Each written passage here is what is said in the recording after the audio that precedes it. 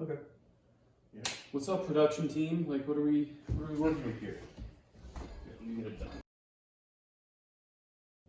Hey everybody, Josh and Trevor here for another Whiskey Wednesday at Argonaut Wine and Liquor. I've got my friend Nathan here. We're really excited. We're starting something new this week. So what we're gonna do once a month or so is drink local Whiskey Wednesday.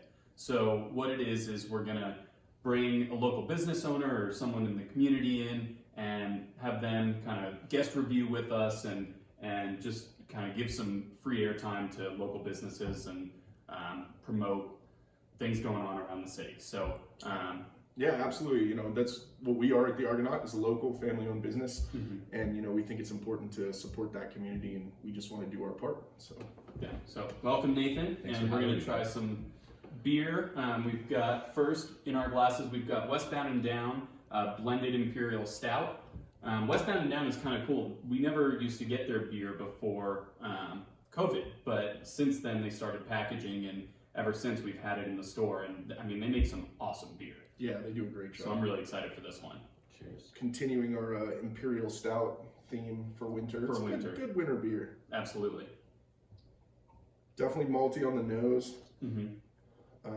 Definitely get hints of that bourbon barrel, not as strong. This one is aged, only 30% of it, I believe, is aged in bourbon barrels. Correct. Or bourbon and rye barrels, I guess. Right, and the bourbon barrels are Heaven Hill Rye and Dickel Bourbon are the barrels they use. So it's an interesting blend, and it's only 30% of the total beer is barrel aged. Yeah, you definitely get that on the palate. The bourbon is there, but it's not as heavy in influence as some of the other ones that we've tried.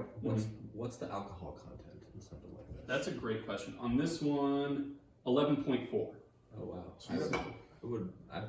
It doesn't come across that way. Yeah, no, it's very, very easy, but yeah, this one you could get in trouble quick if you put down a few of these. Yeah, Absolutely.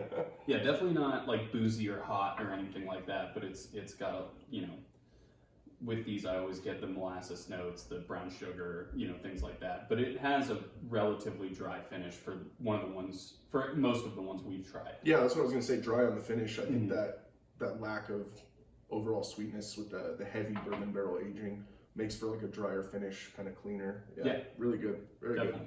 good. Yeah. So moving on, this is a new line extension from our friends at Woody Creek. It's their wheated bourbon. Yep, 6 years. 6-year wheated bourbon. So limited edition. We should have a fairly steady stream of this though. Yeah, we love the guys at Woody Creek. They do a great job when they came out with, you know, when they said, hey, we've got a 6-year wheated bourbon. We're like, hey, that's awesome. Yeah, send it. Yeah. Absolutely.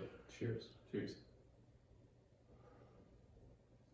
Definitely get some of those grain notes on the nose. Yeah, nose is grain forward, but you still get some of that red fruit that comes through from wheated bourbons. Yeah. I'm learning just from the terminology from you. Lots of practice over here. Yeah, on the nose, it's got some of the grain notes that you associate with some of the younger Colorado whiskeys, but I think that 6-year aging starts to come through on the palate. And that's where you do get that oak, that vanilla, those barrel characteristics. Definitely. Yeah. Very good. I like these guys. Like I said, they do a great job. And they're always a lot of fun. We have a really great single barrel pick from them that's a high rye bourbon as well that you guys should check out if you haven't checked that one out, because it's fantastic. Yeah. It's really good. And what's kind of cool about wheated, it gives it a little bit more sweetness, but really keeps a lot of the bourbon characteristics with it. I really like, and it seems like wheated bourbons are becoming more of a trend. Absolutely. And you know, these guys jumped on it, and to increase their age statement and put out a wheated at the same time, I mean, I think this product's a home run. Yeah, absolutely. They're a great job. Yeah, and if you guys don't know wheated bourbons, Maker's Mark, Weller, Larceny, Pappy, those are all examples of a wheated bourbon. So, yeah. Is this something you would put in a cocktail? Yeah, you definitely can. It'd be great in Manhattans, Old Fashions, Boulevardier, any of that stuff would be great. You know, what's the proof on it? 94, so yeah, they'll stand up. Stand up in a cocktail. Sure. Yeah, I think sometimes with 80 proof spirits they can get lost a little bit if you're not careful in cocktails. But at 94, it should stand up well and still be a bourbon forward cocktail. Definitely, I would think for this one you would go with something that's a little bit less sweet. So Sure. like, I think a Boulevardier was a good call. Something that, you know, has got a little bit of bitterness in it that'll balance some of the sweeter notes from the weeded bourbon. Absolutely. Yeah. But like you said, you could use it in just about anything. Yeah. Anything you'd use bourbon for. Yep. So next up we have the Decc. This is a citrus clove cocktail from 291, or a citrus clove liqueur. I'm sorry, Right. from 291. Kind of goes well with the holiday theme. This is that perfect one to put in a glass and take skiing, warm you up on the slopes, I think. Trevor, what's a glass? Glass. Excuse me. Nathan, have you ever tried this before? I don't think so, but I'm excited to. Wow, it smells great. Yeah. It's big like lemon citrus on the Yeah. nose. Lemon, clove, some honey. It smells like Christmas. Mm-hmm. Really not like alcohol.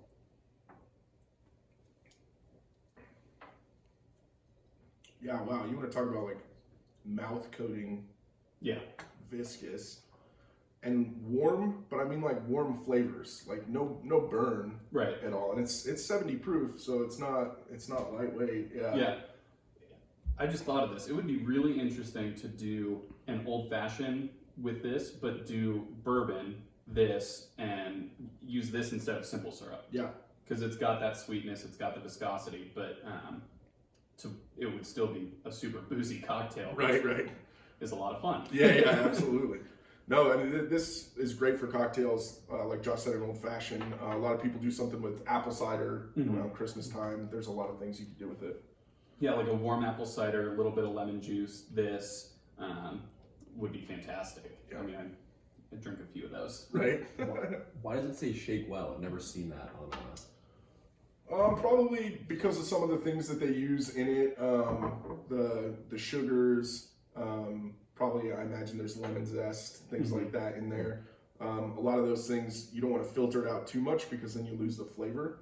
So you can have some condensation when it sits onto the, it'll just settle onto the bottom. So if you just shake it up, that just kind of mixes it up. Yeah. Make sure you're getting all the flavors and like some of the parts aren't all sitting at the bottom of the glass. Right.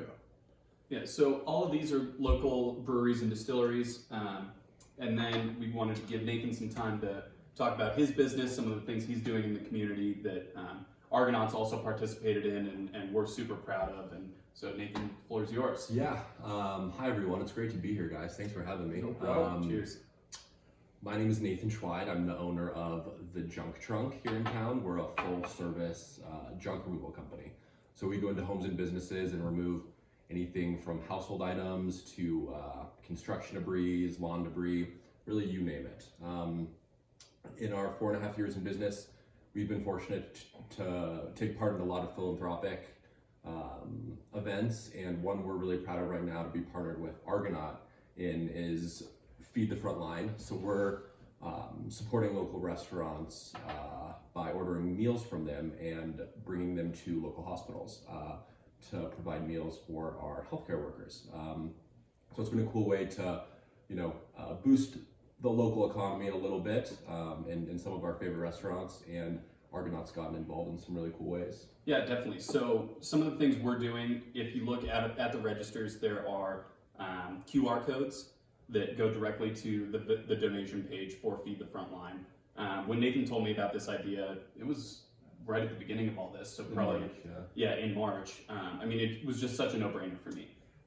My girlfriend's a nurse, and she doesn't work with COVID, but all the hospital systems are so strained right now that our healthcare workers and people on the front line really need the help. And just hot meal is something that can boost people's spirits so much. So, and also to help out local restaurants, I think it was just a double whammy, just perfect way to help out. So Argonaut's super proud to be involved. We've donated a round of meals already.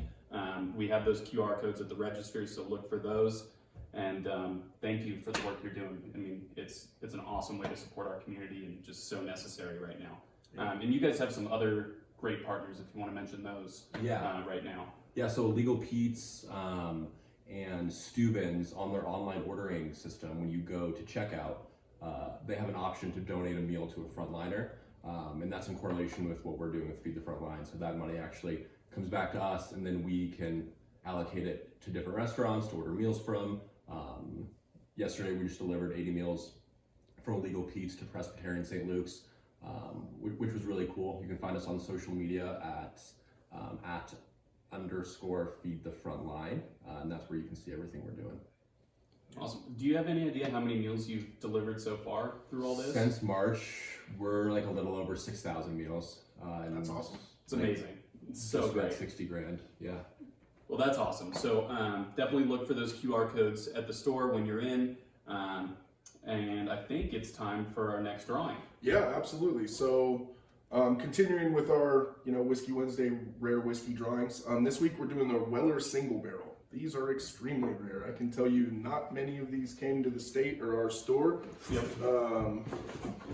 Let's see who we got. That's a lot of options. Graham Killian, you have won the option to come down to the Argonaut and purchase this bottle. So come see us at the Argonaut. That's a great one right there. I don't even have one of those. Yeah, no, I don't either.